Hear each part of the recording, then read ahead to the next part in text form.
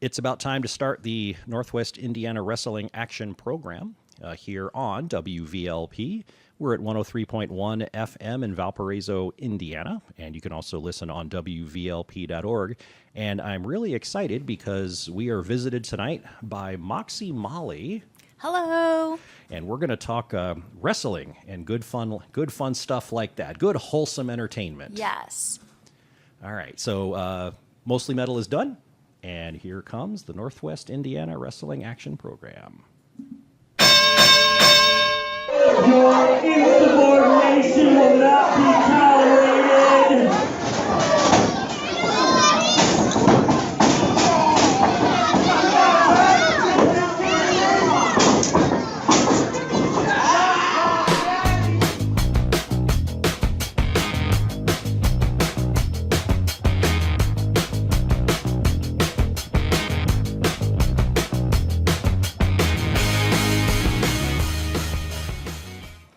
And it is time for the Northwest Indiana Wrestling Action Program here on WVLP. Wrestling fans, this next half an hour is for you. And, well, actually, it's for me because even if nobody's listening, I have a good time. And I'm going to have especially a good time tonight because in the studio here is one Moxie Molly. Hello. Oh. Applause. Thank you.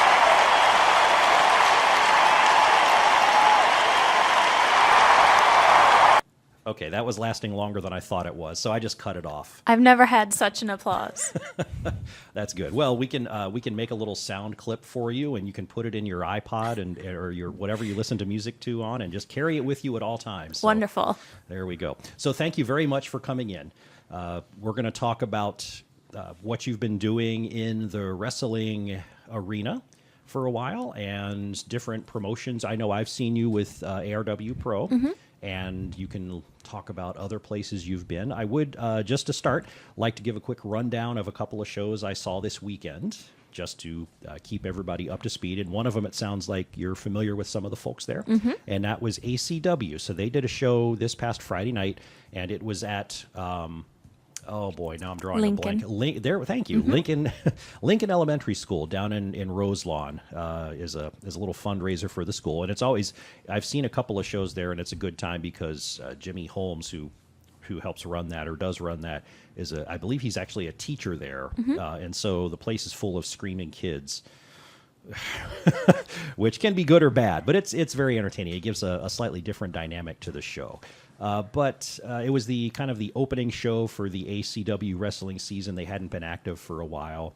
And so there were some title matches. For example, Crimson Dynamo got to keep his Tough Man title. He had taken on Cliff Caviar, and TK0 came out with Cliff Caviar for the match, but he didn't help enough, and Cliff Caviar ended up losing. And then TK0 ended up losing to Kyle Kaler as well, so he wasn't having a great night overall. Kyle had gotten fed up with TK0 and actually put his career, quote-unquote, on the line in ACW. If he lost the match, he was just going to leave ACW for good. But he ended up getting the win. And one thing I've got to appreciate about Kyle Kaler is when he gets thrown out of the ring and hits the floor, he makes a really good splat noise. I mean, it's a very pronounced and different sound than anybody else when he hits that hardwood floor. It's pretty impressive. Xavier Black retained his IC title against Austin Fury, and that was the match of the night. Those two guys were spectacular. I can imagine. And let's see, CK1 and Dave Allen, who are both friends of the show, by the way, which you are now officially a friend of the show. Thank you. So thank you. I used to manage Dave Allen. Uh-huh. Mm-hmm. I'm just throwing that in there. Okay, that's neat. So that's probably then where he got most of his skills. Oh yes, definitely me. Yeah. Did he always have the same attitude when you managed him as he does now? We've been distant for a while. I'm not familiar with his tude right now. Okay, well, he and CK1, they cut corners and do some things they shouldn't do. They defeated Jared Kripke and Excalibur, and Excalibur you might be familiar with from ARW. ARW. Now there he's a member of the family, right? So he's somebody to be avoided, I think, in ARW. Yes. But in ACW with Jared Kripke, he was appreciating the audience favoritism, I'll say, in that setting, I think. But CK1 and Dave Allen won by cheating, as CK1 held down somebody's foot under the ropes so he couldn't kick out. Oh, goodness. I know. What does Dave Allen become? Maybe you need to go see what's going on there. It might be my fault. I think when I last was in the ring with Dave Allen, I may have turned on him. Oh, boy.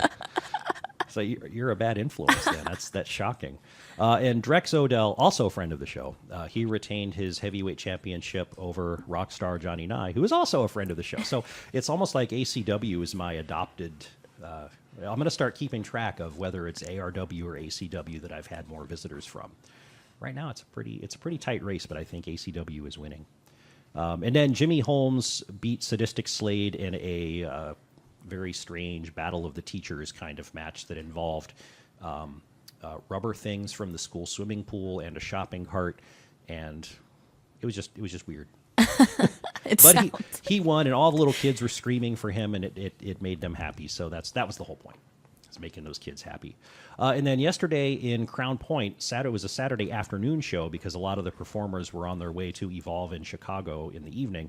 Black Label Pro, which is a brand new promotion, they ran a show called the Darkest Timeline Tournament Phase 1. And so this is like a 3-show sequence where in this event they had 7 or 8 matches, but 6 of the matches were part of this tournament, and the winners all met in a 6-person elimination match at the end of the night, and the winner of that gets to go on to the finals, which will be in early December. And then on October 21st, there's Phase 2, where they'll have more of the same. This was more of a kind of a Chicago indie show feel than it was a Northwest Indiana Fed feel, if that makes sense. Like, the crowd was probably a couple of hundred, 200 or 300, and other than 1 or 2 people, I recognized nobody. And usually when I go to like ARW shows, I'll see a lot of people that I recognize just because they're always there. Definitely. It's 2 different crowds. Yeah. At least 5 of the people on the roster at Black Label Pro were in the PWI 500 that came out. There was Sammy Guevara, Matt Riddle, Keith Lee, Simon Grimm, and Space Monkey. Have you ever seen Space Monkey? I've never even heard of Space Monkey. So imagine when you hear Space Monkey, what you think he might look like. And he is exactly that. He is a person who comes to the ring in an astronaut suit, a very flexible astronaut suit, and a monkey mask. And he brings bananas. And his opponents slip on the bananas in the ring. It's quite the production. But yeah, it was a good show. Matt Riddle against Filthy Tom Lawler was kind of the match of the night. Sandman was there. Leva Bates was there. She was Bulls pants instead of blue pants, as she put it, because she came out to Chicago Bulls intro music and Chicago Bulls garb, and she had a basketball and all that stuff. Super Crazy was there, and at the end of the night, Tom Lawler had advanced by winning his original match and also the 6-man elimination match. So on October 21st, Phase 2, and more people will be in matches to determine the finalists who will go to a show in early December. And it's just interesting the way they've stacked up by pre-planning, a 3-show sequence already. Definitely. And it was in Crown Point at a place called On the Square Sports Academy, and it was a really nice venue, and I didn't even know that place existed. I did, but it is a really nice place to go. It is, and it was big, and thank God it was air conditioned. That was the important thing. I had spent the morning at my daughter's volleyball tournament game out in Rolling Prairie in a big giant open warehouse volleyball thing that was not air conditioned, and that was bad. I'm cringing. Okay, so that's all my updates about local wrestling. Let's talk about Moxie Molly. Sure. What would you like to know? Well, first of all, let me apologize. I don't know if you would be watching No Mercy, like if you were at home now, but the problem with my Sunday night show is that I always miss the pay-per-views. But then I get to go home and skip through all the boring parts and just watch the good stuff. I would be. I have someone updating me. And don't want to spoil anything, but Cesaro's teeth got knocked out. Oh, no. And it's intense. So I'm getting little updates while we're sitting here. And I'm kind of the same way. I was trying not to learn too much, but I saw somebody said something about Nia Jax must have taken a bad bump or something, and somebody was saying, I hope she's okay after that. So we'll see what was going on. So first of all, just because listeners may not be familiar with your work, can you talk about what your style is in the ring? If somebody comes to see a show and Moxie Molly is on the show, what can they expect? A lot of energy, first of all. A lot of personality. I'm definitely over the top in life and in the ring. And I'm less of like a high flyer. I'm a more like methodical, slow, calculated wrestler, which makes me sound awful, but it's more like awful as in mean. I'm not a mean person. I just I like to study my opponent so I can, work smarter, not harder. So I'm slower. I'm a lot of ground and pound, big moves, keep attacking their core. I've been known to go up the ropes every now and then, but it's not my favorite thing. I'm much more of a like central in the middle of the ring sort of person. Okay. So you're slow and methodical, but in a strategic sense, not in a big blob of a wrestler kind of sense. Yes, exactly. Okay, and I've seen two or three of your matches at ARW. Okay.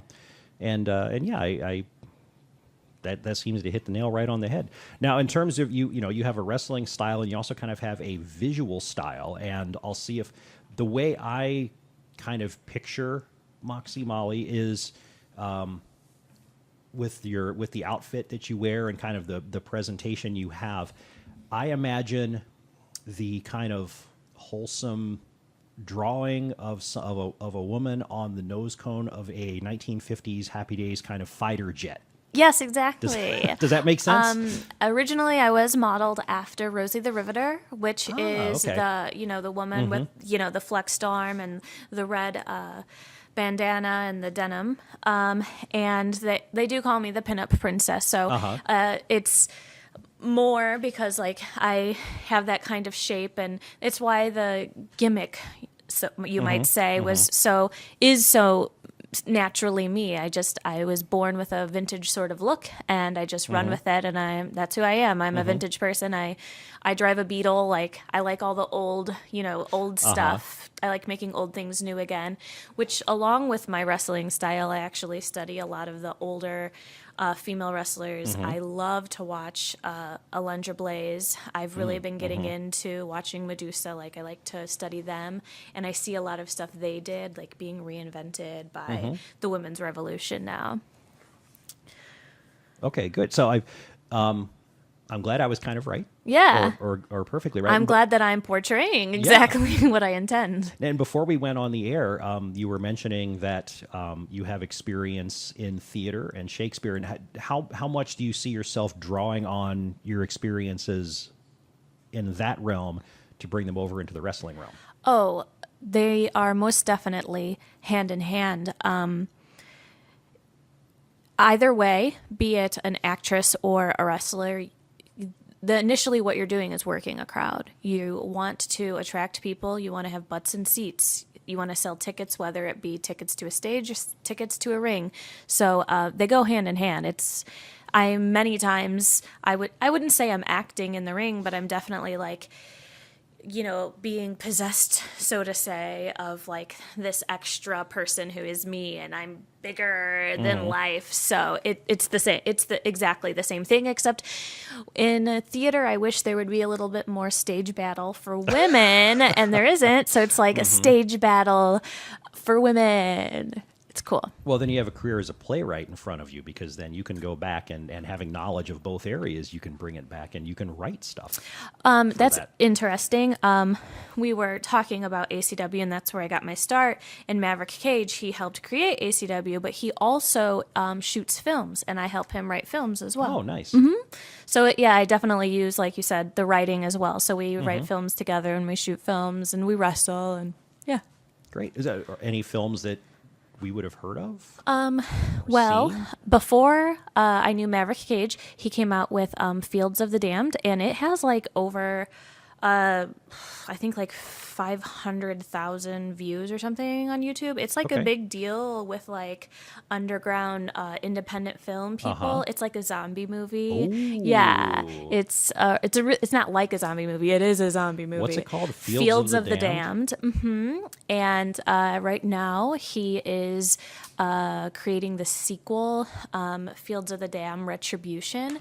And Moxie Molly may be the biggest protagonist in that movie. Don't want to spoil anything, but you should definitely check that out when it comes out. Yeah.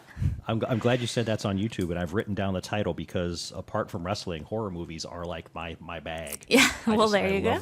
I love those things. I was actually commenting on Facebook because somebody that I know on Facebook, he's Rome Vell, he's a photographer and videographer who records a lot of the shows kind of in the North Central South Bend area. And even a couple of shows in Valpo, he's been there with his cameras. But he's a big horror fan, and he's setting up like a Halloween horror movie festival kind of thing. But I posted the question to him, what is it about, wrestling on its surface is just, if you describe it to somebody who's never seen it before, it's just silly. I mean, it's ridiculous, but yet people love it. And horror films are, gratuitous violence like that or something that normal people probably shouldn't watch. And yet we love it too. And so what is it about our brains that make us go in those directions? Yeah. I mean, it's like a classic zombie film, so like it's got a little humor in it, and it's like not like what's that right now that's out, The Walking Dead, how that like puts you like it's like a really real possibility. Like his is kind of like Shaun of the Dead, so good. It's horror, but also there's a little comedy, so you can stomach it a little bit more because they're like lightening it up, they're like sugarcoating it a bit. But good. Like wrestling, people think it's just people just slugging each other, and it is, but it's still fun and entertaining. And I haven't met a wrestler that doesn't have like a great one-liner in the ring. And I think that's like what's the most entertaining is, just listening to what they're saying and paying attention to what they're doing. So I'm definitely going to look for that movie. What's current and up to date with Moxie Molly in ARW, because I know there's a show coming up soon. Yes. That's on October 14th. It's called A Nightmare on Grand Avenue, and it will be at Morton High School. Yes. And is that like a fundraiser for the school? It is. It's for the Morton High School band. They're still trying to get uniforms. We did a fundraiser show for them earlier in the year, I believe February. And so this is like, it's not a continuation so much as they did so well then, but they need just a little bit more. Sure. So we're doing another one for them. Okay. That's one of the things that I really like about the wrestling scene around here is the philanthropy. I mean, so many of these promotions do fundraisers and help in the community and things like that. Do you know who your opponent is going to be? Can you say, or? I do know who it's going to be, but I'm not sure that I can say. Okay. But I can tell you that it's someone you all have seen before, and she just can't accept that I got the better of her twice now. Sorry, I got loud. Oh, you're excited. I've gotten the better of her twice now at ARW, and she just keeps coming back for more, and I've actually faced her in other feds as well. She just doesn't get it. So she's coming back at it, and she's going to get the same thing she gets every time. Yep. She's just going to get 1, 2, 3 at the end. Disappointment. Same story, different day. Exactly. So even if we can't talk about who that might be specifically, you can bridge the gap between where I saw you last. So the last time I saw you was with Dakota Prodigy. I can never say that right. He had been injured, and so he was supposed to take on Dante DVS for his Indiana State Championship, and he couldn't. And so you came out and you said, why don't you let me take on Dante DVS? And you won. I did. And then you wrestled him again. And I won again. So has he basically backed off, or things settled between you two? Or? I think he got tired of getting beat by a female, which I'm definitely like equal rights for everyone. What does it matter if I'm a man or a woman? But he definitely, especially if you were there for that match, there was just no end to his quips about me being a woman and needing to be in the kitchen and barefoot and this and that. And so I just think he got the message, like, you can say what you want to me, but kind of like, I'm rubber, you're glue. It just turned around to bite him. He was, just coming at me with words, tearing me down. And in the ring, I got smarter and I pinned him. Yeah, he needed a little straightening out twice. Yeah, I don't think he has many friends left in ARW. I don't know if he had any to begin with. That could be. Well, he had Santana Starks, but then and King Bishop, but then they all kind of went their separate ways. Yes. What's it like working for King Bishop now that he's the owner of the company? Well, a little history about ARW that I'm told is King Bishop used to be like a real stinker. Like he was a bad guy and like everybody, they like trembled in fear of him. Well, I haven't been there for that King Bishop. So it's been nothing but like rainbows and smiles and cotton candy and butterflies. And I think it's great. I really appreciate King Bishop and everyone at the board of ARW.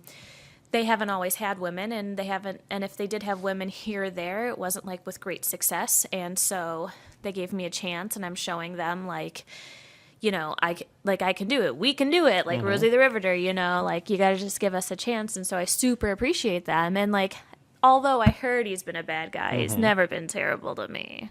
Well, I definitely appreciate his newfound appreciation for the fans and for the workers in the promotion. But having seen some of him before that, and he's been in here a couple of times, so we're on good terms. But I can say to King Bishop and to you that even though he's out there and he does seem to be very appreciative, I'm still kind of wondering, what do you have up your sleeve? I mean, you have to kind of think that for any wrestler, though. We're of weird personality. Anyone who is a wrestler, like at a drop of a pin, we could just completely flip-flop, and now we're just terribly angry, and all of us have those egos we have to check sometimes. So, like, literally anyone, like, you never know what's up their sleeve. Yeah. You got your start in ACW, and you've been performing in this area a lot with ARW, but you said you've been working with other groups. What are some of the other places you've worked? I've also been with Crash Tested Wrestling, mostly out of Midlothian, Illinois. I have also been at Anarchy Pro Wrestling in Berwyn. I have done 1 or 2 shows for Blitz. They're in Northern Illinois. I just found out I'm booked on a show in Wisconsin. I've been to Michigan a few times. I've been to Kansas a few times. I actually got to go with the WWE and be an extra for 2 days in Minneapolis and in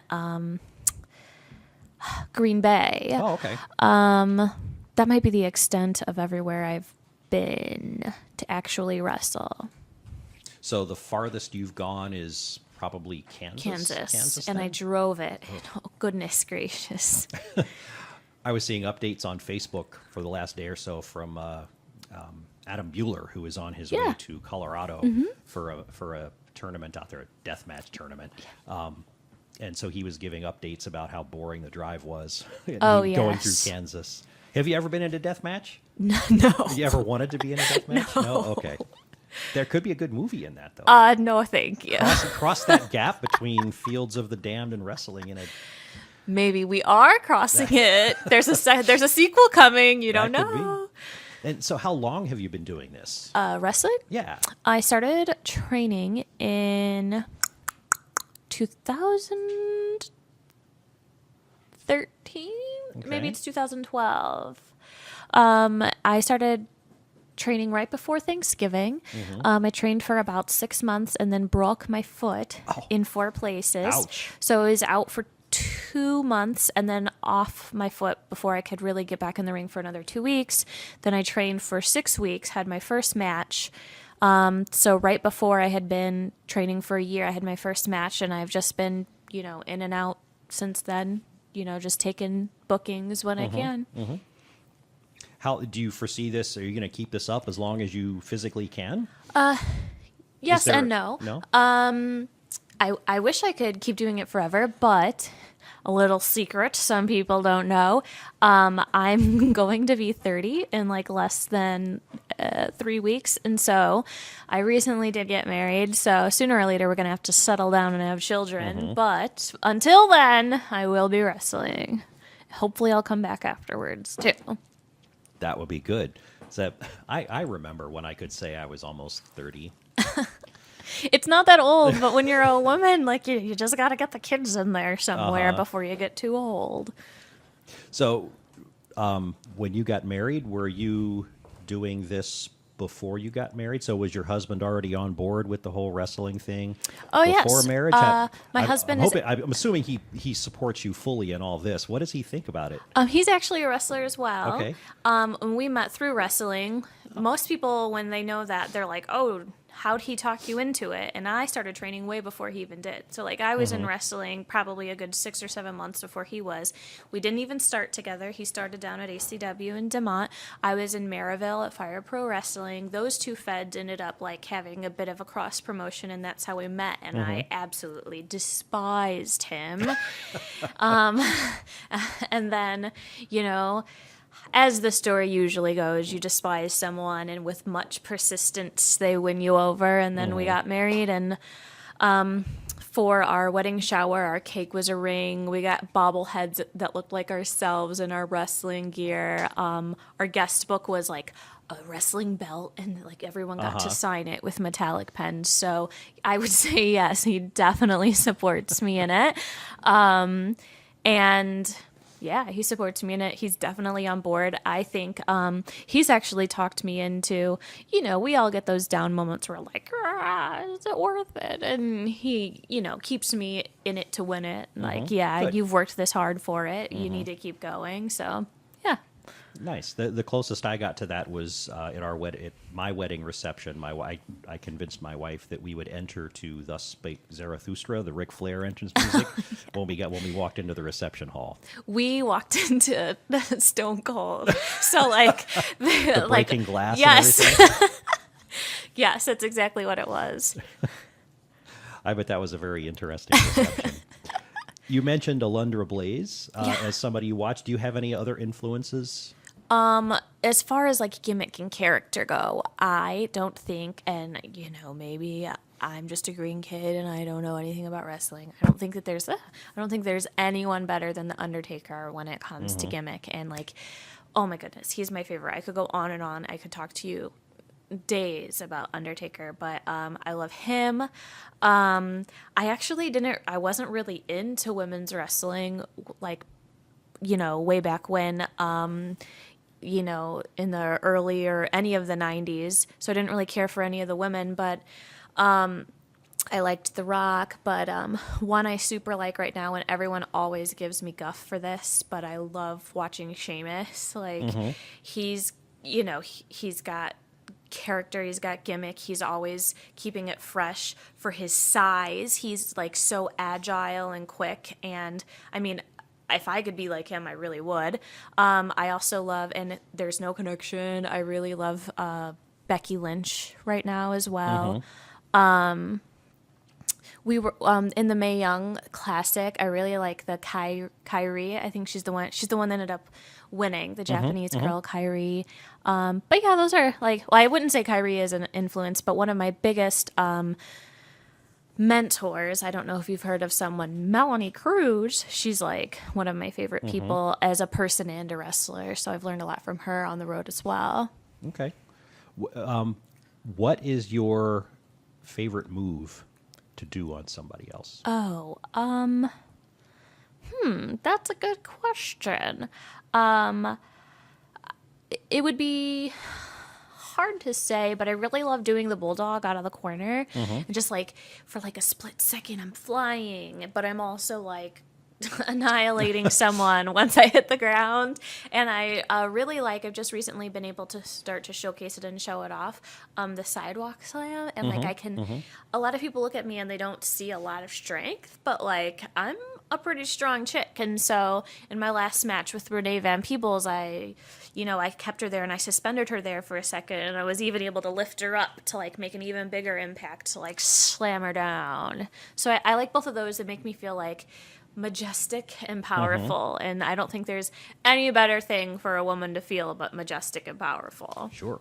Now I have a follow-up question, but I have to interrupt for just a second because it's the top of the hour, and I have to remind people that they are listening to WVLP 103.1 FM in Valparaiso, Indiana, and I'm looking at the programming here on the computer. And if I ever turn away from you, I am listening. I just have to check what's going on. Oh, sure. Because normally at 10 o'clock here, the programming switches over to a replay of a show called Punk Rock Radio, which is broadcast live earlier in the week. And so I need to make sure it's wrapped up right there, very close to the top of the hour. But that is not in the queue. So right now it's just kind of random assorted music ready to go. So I am making the executive decision All right. that we get to keep talking past the top of the hour. Okay. This is pretty exciting. Since nobody else is here to stop me. Wait, is Brian still over there? I think I may have seen him walk out. Okay, well, he can't stop me either because I have the microphone. So we'll keep doing this for a few more minutes, Okay. and then we'll call it a night. So my follow-up question was, what's your least favorite move that you have to let people do to you, but it's your least favorite and you just don't like it? I would say any sort of... No, that's not a good one. I kind of really hate back body drops. It's not that scary, but I just get so scary because they lift you up and you kind of are just like falling to your death until you hit the ground. And you hope it's there. Right, exactly. And it's like sometimes you just catch more air than other times. So you're like waiting and waiting and waiting and waiting. And sometimes it's just, and there's no time. It's like one of those moves where since you can't really see the mat, you never know when the big bump is coming and, when to like brace yourself. I know a lot of people think wrestling is fake, but you still put your body through a lot. Yeah. I've never done it. I've never been close to doing it. Now I'm way too old to even start. But I always try. I kind of try to imagine what something would be like. And I've heard that people say, things like being power slammed is actually a lot. It's not easy, but it's not as awful as it looks. But I've never been good at being upside down, even when I was a kid in gym class trying to, do horizontal bars and things like that. So a lot of that stuff, I just like what you're saying. You can't see where you are, and you don't quite know where the ground is, and you're upside down. And You get me 100% because, fun fact, I've never done a cartwheel in my life. Oh, boy. Which a lot of people think is quite strange because I've danced and been in cheerleading, and now I'm in, in wrestling. But, like, when I had to learn, like, flip bumps and any sort of thing where I was flipping, like... I have like this irrational fear, like even in a cartwheel, like my elbows are going to collapse under the weight of my body and then I'm going to fall on my neck and break my spine and be paralyzed for 0.2 seconds of fun. And yes, so I get the anxiety of not knowing where you're landing. Yeah, it gives me the shivers. Overall, what's your favorite thing about doing this? What keeps you coming back? To wrestling? Yeah. It's a part of me. Like, even if I didn't want to come back, I still would.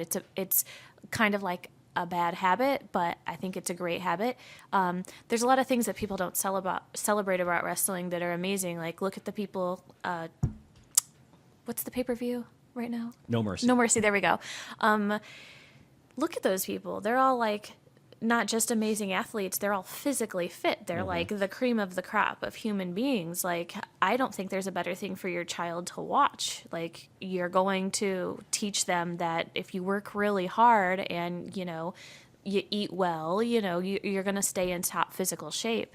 I mean, I wouldn't like do what like Roddy Piper used to do. If you saw him, like he would like just scoot about, breaking his body, but you're teaching them athleticism, and the WWE with their no bullying campaign and no hate campaign. Like, there's not a better group of people. Like, I was told my very first day of training, like, you're going to have a lot of acquaintances in wrestling, but nobody is your friend. And that couldn't be farther from the truth. I mean, I have had my brush with a lot of really mean people, but I've been in community theater and it's been the same. There's nice people and mean people everywhere. I don't think you could meet a better group of people than wrestlers. I mean, they're a little rough around the edges, but they're great people. I've had the same experience, so the show that's right before this is my heavy metal show, and I've had the same experience in that community too, where it's a bunch of people that look really scary from the outside, and a lot of people would say, I don't want to go near them, and then you get to know them, and they are the nicest, sweetest people you could ever met. And I've had the same experience with a lot of people I've met through watching the wrestling shows too, which is always very cool. Yeah, like I said, there's not a greater group of people you can meet, especially at ARW. I've been to in many locker rooms, and I've never felt so comfortable or welcomed. It's a great place. Like, not just like because I'm here because of them. Like ARW, if you're even have an inkling of wrestling, like wanting to see it, just go see ARW. Like, they're so family friendly, they're so nice, and we just like to see you and give you hugs. And it's very predictable because they are once a month at least on is it usually like the second Saturday of every month? Yes. Like clockwork. Well, Usually. Yes, I was going to say, so shout out to Morton High School. We're going to be there October 14th. And what I really love about that is the principal there, Greg Easton, he was my high school teacher. And then also another teacher there, Dan Tauby, was also my high school teacher. So it's great. But they switched from Gavitt, and that's actually where I graduated. And although September 11th would be the second Saturday, that Gavitt show is November 4th. So it's the first Saturday. So that's the one time they're switching you up. And then they have a show the day before Thanksgiving as well. So November's the 1 month. Don't pay attention to the two, the two second Saturday rule. But yes, second Saturday like clockwork always. But if you take the average of the two shows, I bet it does land on that Saturday. Yes, exactly. There you go. And if only everyone thought like that. So the one last year, right before Thanksgiving, was called Black and Blue Wednesday. I remember going to that. Oh, I don't know if it's always called Black and Blue Wednesday or if they just made that up for that one time. I'm going to have to ask my husband. I think we actually may have gone to that in the audience. We weren't like, I think we may have gone to that. Now that you're saying that, that sounds very familiar. But yeah, I like Thanksgiving shows. Yeah, so because especially you work out and then the next day you can eat more. Yes. Yeah. So with the shows coming up, it different venues than normal. So ARW's home is usually the American Legion in Lake Station. It's on Central Avenue or something like that? Yes, it is on Central. Okay. But the show coming up and then the next show are going to be in high school auditoriums. Yes. From the performance side of things, do you have a preference about whether it's inside one of these really large open rooms that might have a smaller crowd that looks really small because of the space, or over in the normal place? Okay, so before the show we were talking, and I was like, I'm not going to call anyone out. But I say that I love the gyms and the open space is bigger because I hope you can feel even in this room my personality is bigger than this room. Like, I'm like the new term the kids say is extra. Like, I've never not been extra. Like, so I love that I can be as loud as I want without scaring children. And like, you can be just running everywhere, and like, it gives you so much more like space to take up. Like, be as big as the room. And so even though I love the American Legion and that's their home, like, I love the huge gymnasiums. It's just so much more to entertain. Like, a lot of people feel the crowds might be smaller because there's this much huge, but like, I don't know, it just gives them a thought. Like, I feel like in your head when you go to like a gymnasium, it's like, I'm here for like an event and like It's a bigger spectacle. Yes, exactly, a spectacle. I love that word. I love bigger gyms. Okay. Hands down. Well, then here's my challenge for you then, because I will be at that show. So what I'm going to do now is I'm going to go sit up in like the second to top row of the bleachers. Okay. And I'm just going to sit there like this with my arms crossed. I'm going to wait for that energy to come out. Okay. Yeah. So You're going to feel it before you even step out of the curtain. What is your entrance music? I don't remember off the top of my head. It's going to change soon, but I'll let that just intrigue you all listening. But right now it is just I'll think of it in a second. But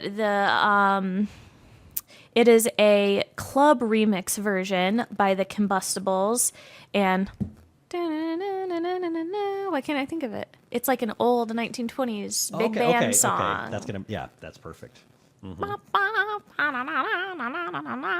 song. Why can't I think of it? Usually you're putting me on the spot. I'm sorry. It's okay. Well, if you ever want to switch over to like a really obnoxious heavy metal In intro, the Mood, that's what it's called. Sorry. Oh, sure. Okay. I've got your hookup for heavy metal if you want to go that route. Yeah. I'm not sure.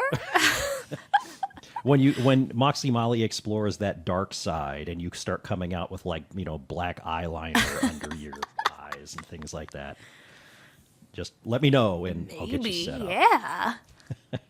All right. So one of the things I had done before we started, I did this earlier today, and while I was doing my earlier show here, is I made up a game of 10 questions. Because usually what happens is, I go half an hour, and the half an hour winds up really, really fast, and I'm out of time, and I still want to talk about stuff. But I always want to be ready in case there's a little lull, which we did not have to worry about here. But so I came up with a game of 10 questions to try to, really get to the heart of Moxie Molly so people could understand your personality. Are you game to play this game of 10 questions? Yes, but I'm sure it will more thoroughly confuse everyone. Well, we'll see. We'll see if we get the total picture by the time this is done. And then we'll talk one more time about the show you have coming up and anything else you want to plug and social media, and then we'll call it a night. Sure. And then I'll explain to my station manager how I'm going to need more than 2 hours for the rebroadcast of this on Wednesday night. We'll see how that goes. But okay, question number 1. Okay. Cats or dogs? Neither. Oh, a curveball right off the bat. Fish, hamsters, gerbils? I'm not an animal person whatsoever. I have a lot of allergies, so they're more just a nuisance to me. So neither. Okay. Does that aversion to animals become a theme in any of those films? No, Okay. but that would be a good thing. Okay. So wow. Okay. So red or white wine? Red wine. Very good. Didn't have to think about that. Caribbean or Alaskan cruise? I've never been on a cruise, but I would probably go, oh, wait, that one's hard. For my first cruise, I'd choose Caribbean. But I'd still want to go to Alaska sooner or later. Okay, so this one I'm gonna guess ahead of time what your answer will be based on what you said earlier, and I'll show you what I wrote down. Okay. Moonsault or Michinoku driver? Getting or giving? Giving. No moonsault. The driver. Yeah, there you go. I guess that when you were talking about power moves. Yeah. Okay. Neville or Braun Strowman? Neville, for sure. Sunrise or sunset? Like, This is just free association. okay. Well, actually, when you said that, I started thinking of Fiddler on the Roof. Sorry, so it really cut me off, and I was like, wait, Occupational sunset hazard. flip? It just my brain went everywhere. Sunset, because I hate waking up in the morning. Double DQ finish or time limit draw? Time limit draw. I miss time limit draws. Yeah. I miss time limits on matches. That's the one thing that I think I mentioned this to Joey Boom Boom and King Bishop before, but there was a sequence of, I think it was like the Lionheart matches that Dakota Prodigy was in a couple of times, and they came out and out of the blue announced a time limit to the match. And so as soon as they announced the time limit, I'm like, okay, I know it's going to happen. And sure enough, there it went. So I would love it for people to just come back and announce time limits. How many falls it is, which seems actually less relevant than how much time there is. But everything's a one, scheduled for one fall. And Yeah. everybody says one fall. Yeah, exactly. I miss time limits. Okay. Chaz Moretti or Uncle Charlie?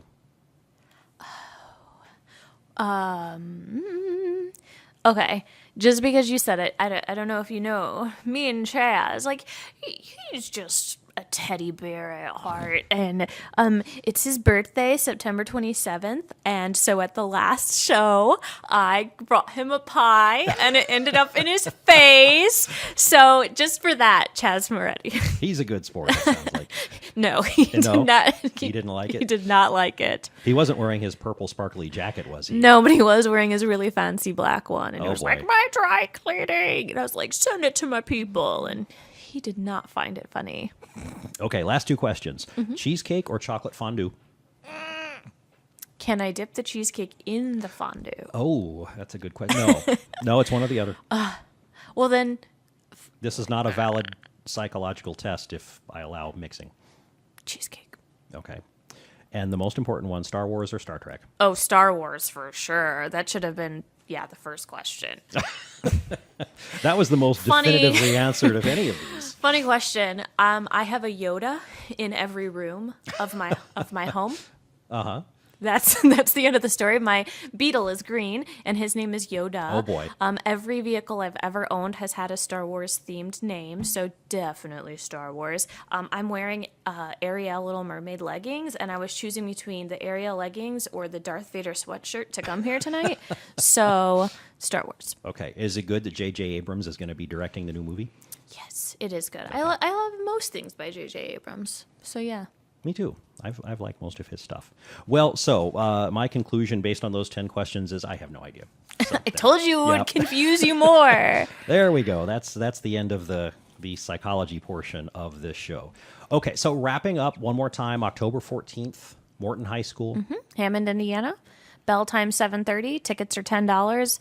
I'm not sure all proceeds, but a great portion, at least, if not all, of the proceeds go to helping the Morton High School marching band get new uniforms. Okay, excellent. And do you have any other shows with other promotions coming up that you want to mention?